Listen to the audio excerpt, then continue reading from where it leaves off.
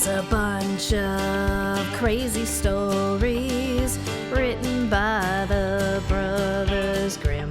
And now you're gonna learn all about them, listening to the Brothers Grimm. Students and scholars, friends and relations, welcome to the Brothers Grimm podcast, a podcast where we dissect and analyze stories written down by the Brothers Grimm. And the way I said it makes it seem a lot more scholarly than maybe it is. But nevertheless, my name's Phil. My name's Mike. And with us, as a very special guest, is Nate. Hello.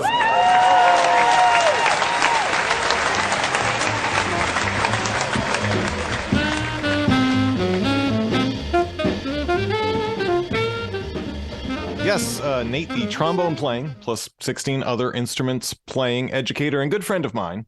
Today we are discussing Story 12, Rapunzel. I think, other than maybe the Frog Prince, our first real big star. Yeah. But without further ado, let us make like the St. Louis, Missouri 90s alternative rock band, The Urge, and jump right in. First line that made me laugh out loud. We'll get into this soon, but a major plot point is that the mom, the original mom of Rapunzel, really just seems to want some spinach. I've seen a lot of versions of Rapunzel in my life, I feel. And I feel like probably we all have. With at least the tower, there's a tower, there's a girl in the tower, Yep. Hair goes down. Buying the Grimm's fairy tales was my first time hearing about the spinach / radish plant. Okay. Yeah, what is it? It's a Rampion. Rampion. Yes, okay. So AKA yeah, Rapunzel. and they say that in the Brothers Grimm copy. They say, okay, so she was named Rapunzel, and then in parentheses they say Rampion, which is a Right. spinach / radish. The root is like a radish, whatever. So there's two different. Well, we can talk about that. We'll get Okay, into that well, later. yeah, well, yeah. After complaining that she wanted the spinach from the witch's garden and that she would die without it, Right. the husband goes over and gives it to her, at which point she says, quote, she at once made herself a salad of it and ate it with much delight. Which she would die without that salad. But she ate it. It was a pretty good salad. Apparently. That's the first thing that made me laugh. So I'm guessing like I'm gonna get that girl some salad greens. Ladies love salad greens, right? That's what I hear. What they do say. They do. If you buy a woman a salad, baby, she'll do anything for you. That's what as I understand it. As I understand women, and Mike, you've seen me you've seen me date a lot of women. Nate, you have only seen me ever date my wife, but Right. I did fairly well with the ladies, and I think you know what my secret was. Salad? Salad. You know, it never occurred to me. And I think that's why I didn't have the best of luck at that same time. Did you not give these bitches salads? No, I was trying cigarettes mostly. Oh. Or chocolate. Oh, that's a good one. No, Yeah. there's no such thing as a chocolate salad. Well, I'd beg to actually, differ. no. You know what? Can't you sprinkle chocolate on most anything? Or tossing a salad might get you some chocolate. That's Uh, Okay. No. I'm laughing at your. Well, okay. It's my innuendo. Yeah. All right. All right. Anyways, Mike, how are you now? I'm doing all right. Okay. Nate, Doing how all are right. you now? I'm swell. Thanks for asking. Fantastic. Mike, if you will, please bring us through the plot of story number 12, Rapunzel. Stop me if you've heard this one. Okay. There's a man and a woman. They live in a nice house that happens to abut a very beautiful big garden that belongs to the evil enchantress that runs the town. Okay. They really want a baby. I mean, as everyone does. Totally separately. It sets this all up very quickly in like 2 sentences. One day, the wife's looking out the window and she spies this rampion in the garden, aka Rapunzel, aka a leafy green, and has to have it. And says, "Go get me that," to her husband. He's like, "Well, I mean, it's the enchantress's garden." She says, I'm gonna die if I don't have it. He's like, "Oh, all right." I don't Wait, care still- I don't care who the fuck's garden it is. Go get me that spinach, biatch. So he waits till night, hops the wall, steals a fistful of rampion, hops the wall back, gives it to her. She makes herself a lovely salad, is quite delighted by it. A short time later, surprise, she is 3 times as in need of this rampion. The first bite's more. free. Yeah. And again says, I'm really gonna die if I don't get some of that. And he's like, all right, waits till night, hops the wall. And there's the enchantress staring at him with a dour glare on her face. How dare you break into my garden, steal my rampion, blah, blah, blah. Long story short, she agrees to let him go in return for the unborn baby that his wife is carrying, which might be news to them at that point. And as any stupid man in a Grimm's fairy tales is okay. Goes home, somehow explains this to the wife, and I guess she's okay with it too. So sure enough, they have the baby, which they've been longing for all this time. And as soon as the baby's born, the enchantress shows up, names it Rapunzel, very ironically after the very leafy green that the man was trying to steal from the garden, and whisks her away. Raises her as her own. She becomes the most beautiful child in all the land, as most kidnapped children do in these stories. Yeah. And at the age of 12, for reasons we're not quite certain of, the evil enchantress locks her up in a tall tower with no stairs, no door, just a little window at the top. When she needs to get in to visit, she says, Rapunzel, Rapunzel, let down your hair. At which point Rapunzel, apparently she has extremely long hair. She keeps it in a braid. She hooks that braid over one of the window hooks, lowers it down, and the enchantress can climb up and do whatever she needs to do, threaten her, or whatever it is. One day, a prince is riding through and hears this beautiful singing from this tower. He's got to have it. Doesn't know who it is, but he's got to have it. He looks all around, can't find a door, no stairs, confounded, can't stop thinking about it. He comes back to listen again, hiding behind a tree like a creep, and happens to witness this scene where the enchantress comes and says, Rapunzel, Rapunzel, let down your hair, climbs up, and he says to himself, oh, that's how I get in.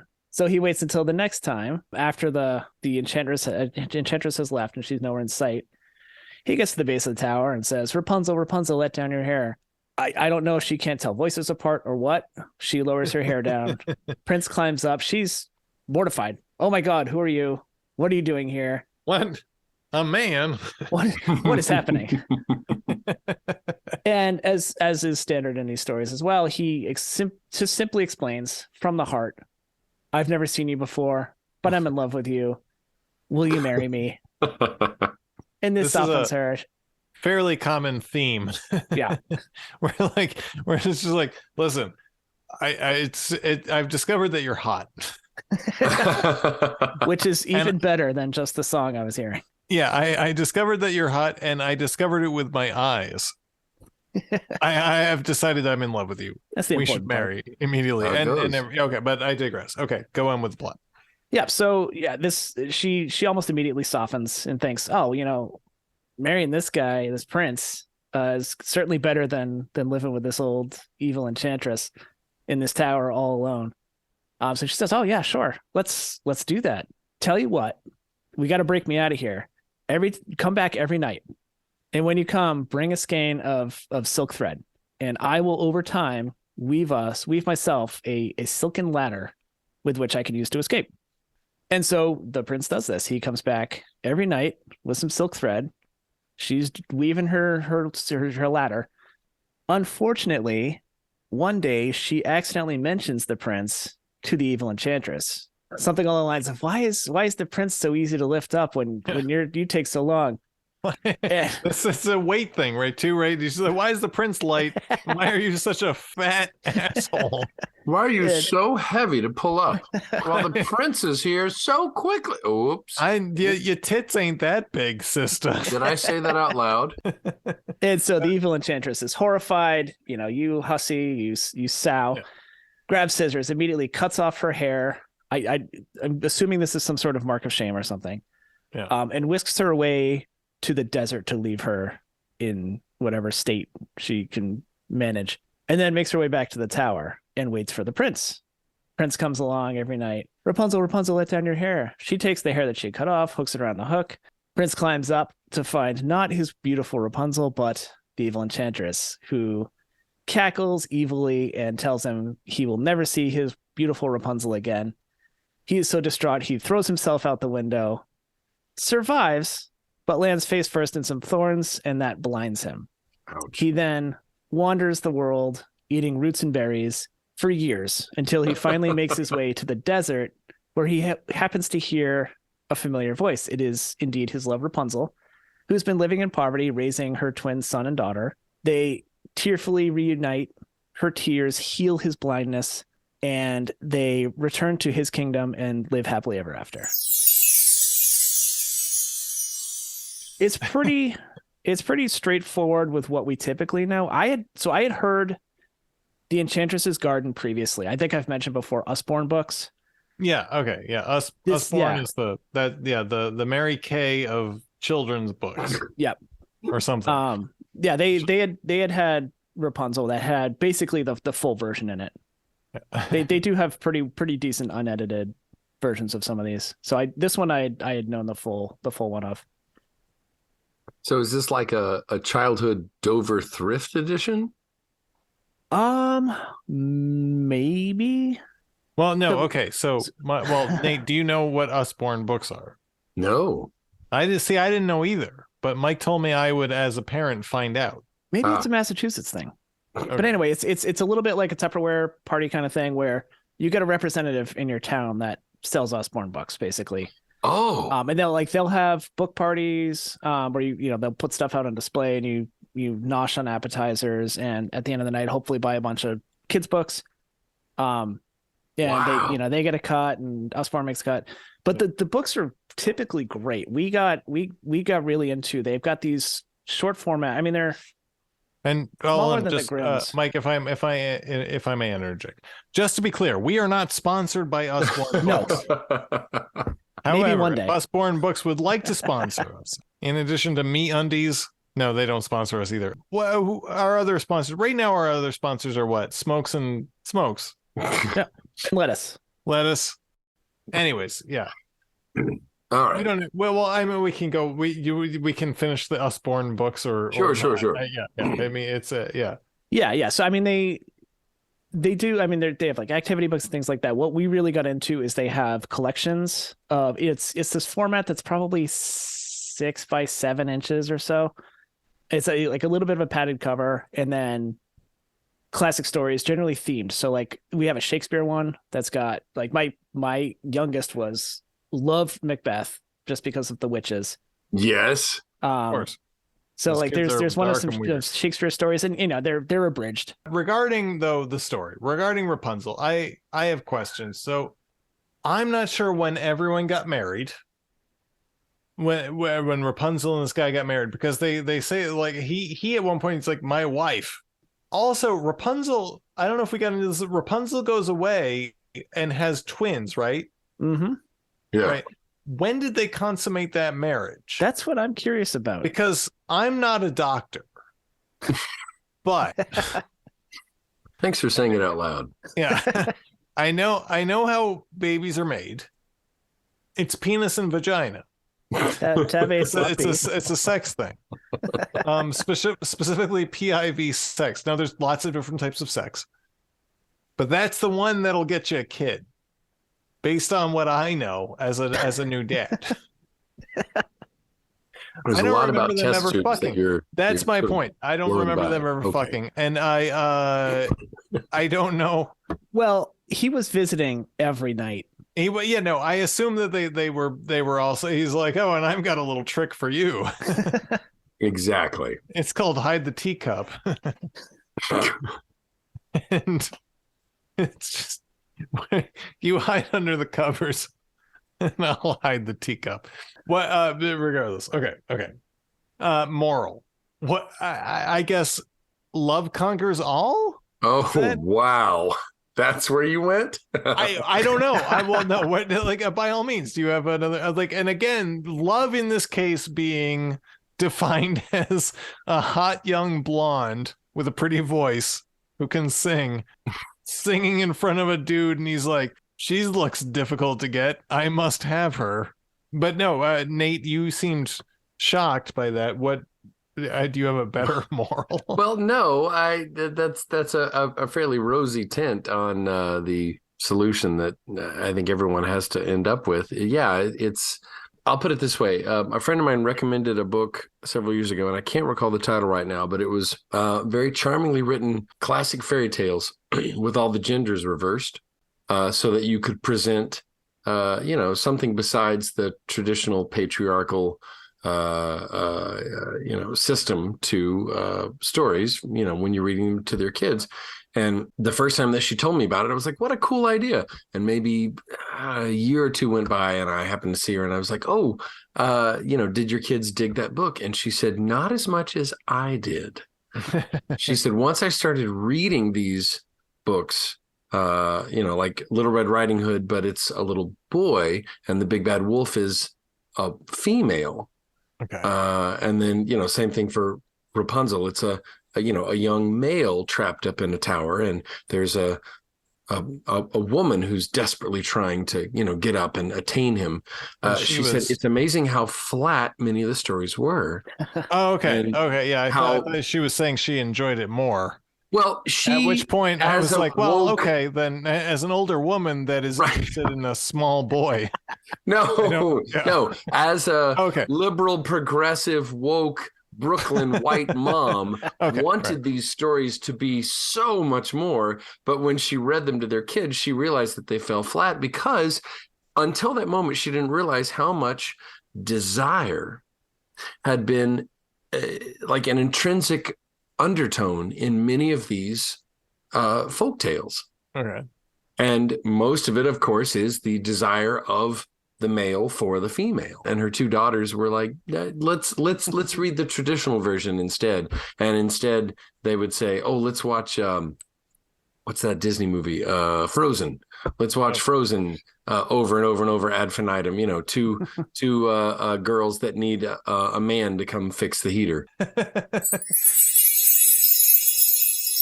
Arn Thompson, type 310, Maiden in the Tower. As far as other versions go, there is just way too many to even talk about. In Italy, I found there's an Italian version where the woman, instead of Rapunzel, her name's Parsley. Yeah, Really? Parsley. Yeah, because why not?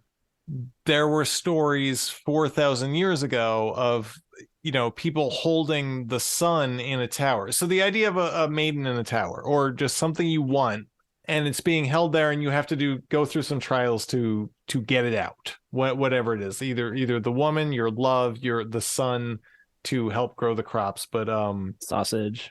The earliest recorded version of that template that comes with a woman with long hair comes from Persia. Oh, yeah, it's a story from about 1,000 years ago called Shanama.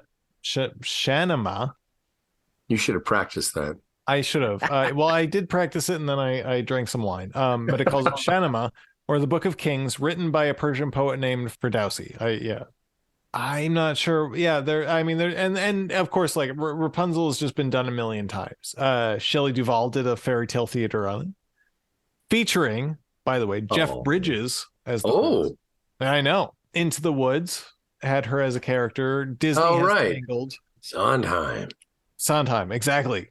But everyone's done the story. Sesame Street's done the story. I did a quick check for pornographic parodies. There's lots. Please. Yeah. Actually, named stars that anyone would recognize. No, you know what? All of the XXX parodies appeared to be just based on the Disney Tangled books. I could do more research, but I wasn't that interested. Oh yeah.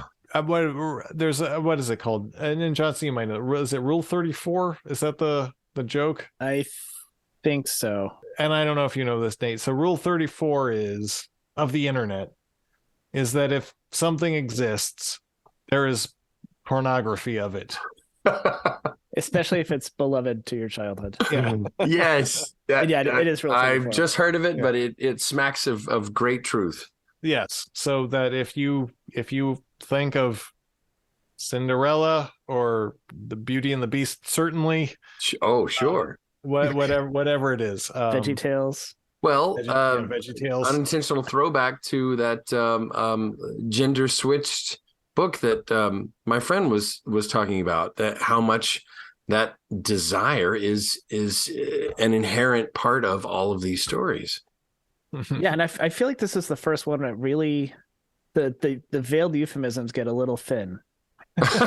So we talked about this earlier. He refers to her as his wife, which I did miss. Yeah. So going back to the idea of moral, Okay. so I think we might. I think at least in some readings we can assume they were not married. Right. They were banging. Okay. That's when things go sideways.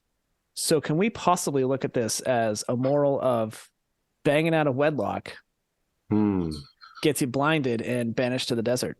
No, I mean, It's we also, can, I mean, we can look at it whatever moral you want. Dame Gothel cuts her hair off too, which I feel like, I mean, partially it's a conceit for getting the prince to climb back up one last time, but I think also That's a punishment, though, right? Yeah, I suspect it's like a shaming punishment. Yeah, that's an old school. I with no references to sight. I feel like that's what they used to do to witches before they'd burn them, right? Because you got to cut their hair off because burnt hair smells really bad. You know what else smells really bad? Yeah. What? Burning humans. Does it though without hair? I don't know. You don't know. I guess I don't know. Yeah, like burning pork smells delicious. And I don't know that human smells that much worse. But hair smells bad. Do you watch Yellow Jackets? I don't know. I just. But there was an episode in which a funeral pyre ended up smelling awfully good to a bunch of hungry people. Spoiler alert. I think okay. So maybe burning humans does smell pretty good. Sponsored by Yellow Jackets. And Netflix or Hulu or whatever it's on. And Nair. Showtime. And if you dare wear short shorts, you should use Nair for short shorts. That's what I know. Boy, how deep was that buried? What, the commercial for Nair? No, your memory of it. Oh, my memory of it is that was one of the first times I saw like bare legs and short shorts in a commercial, and I realized what I like is the female form, and so that as an early on commercial that I saw, I didn't know what I liked about it, but I knew that I very much liked it. Does anyone else have anything further they would like to say? Any notes, references, or final thoughts? Okay. Go, Mike. So the woman at the beginning, Rapunzel's birth mother. Okay. Yeah. The craving she has for Rampion. She got to have that spinach, bro. That it smacks of a pregnancy craving, like an irrational pregnancy craving. Oh no, that's really fucking interesting. Yeah. Well, and that reads as very realistic. Like the first time we read it as a pregnant family, it's like, oh yeah, like sometimes pregnant moms really want a certain thing. Yeah, it's her pickle ice cream. Okay. Oh, yeah, there you go. And so help me God if husband does not go get that. Right? Yeah. Yeah, you run down to the bodega at 2 a.m. to get the pickles and ice cream. Yeah, and what was that conversation like when he came back over the wall? I was like, well, so good news, bad news. Yeah. I got you the Rampion. Good news, bad news. Again. You're getting your spinach salad. And we're pregnant.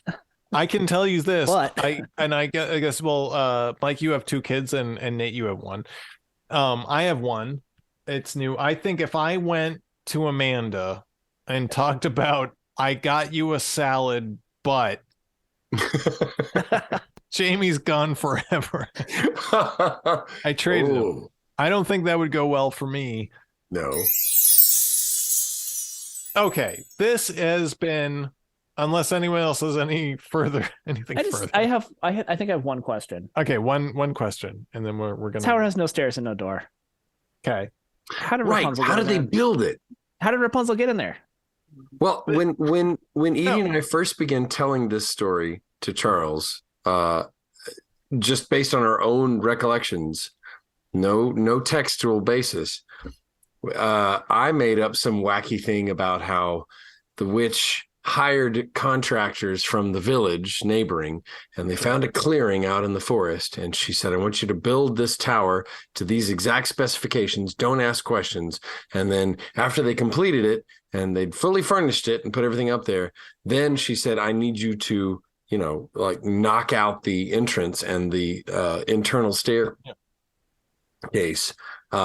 so that no one can get up. And the contractor or the foreman was like, are you crazy, lady? Because we're playing to maybe a 2 or 3 year old audience, and she's like, don't question me, I'm paying you good money, do it as I say. Okay. So they then knocked out the entrance and then like walled it in and mortared it up, which of course that's my complete construction, that's my fabrication of the fabrication of like a false door, but it seemed to make sense at the time, and Charles bought it. That's the important part. So another addition to Arn Thompson type 310. Yeah, everybody gets to add to it. Yeah, including the Grimm brothers themselves. Like when they first published their book, they were purporting to be like these authentic collectors of ancient stories. Yeah. But, because they didn't have the internet, they didn't realize that there had already been like the Italian version that you alluded to, a French version, the Persian version. Hey, that rhymes. So they thought they were collecting their own local version of it. Oh no, yeah, that first version was just like them trying to break into publishing and like literally, and that's what they were trying to do, and hanging out with the Wild sisters, which was the Wild family was. Thank you. They were the storytellers in their town. Like they're of the original 80 stories or whatever was in the first version. Right. Yes, exactly. Like a third of them come from this one family. Yeah. Like in fact, there's a movie about the Brothers Grimm that also one of the main characters is Gretchen Wild, one of their neighbors and storytellers. Like one of their neighbors, and definitely not someone they were like interested in. I'm sure the movie makes that a romantic attraction. Yeah. No, they weren't crushing on I would Gretchen. climb a tower for you, baby. Odd fact: the first girl I ever kissed, Gretchen. Nice. Full 6th circle. grade in Itasca, Texas. Someone's pipe now contains that information, and they can smoke. You know what? We'll leave that in for you, Nate. She's going to hear this and go, "Is that the Nate I We'll take this up. Okay. Okay. That then I think we can start bringing this to a close. Story 12, Rapunzel. Sleep tight, everyone. We'll see you next time. Adios. Thanks for listening.